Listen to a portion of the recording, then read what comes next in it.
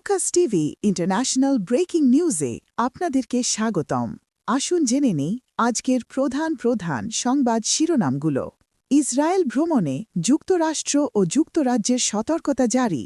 দক্ষিণ চীন সাগর থেকে মধ্যপ্রাচ্যের পথে যুক্তরাষ্ট্রের বিমানবাহী যুদ্ধজাহাজ ইউএসএস আব্রাহাম লিঙ্কন।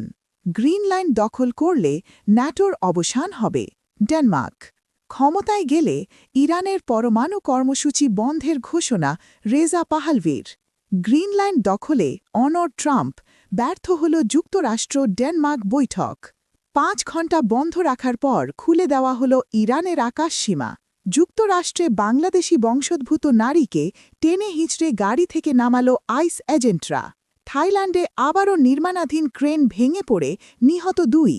ভেনেজুয়েলার তেল আনুষ্ঠানিকভাবে বিক্রি শুরু করেছে যুক্তরাষ্ট্র।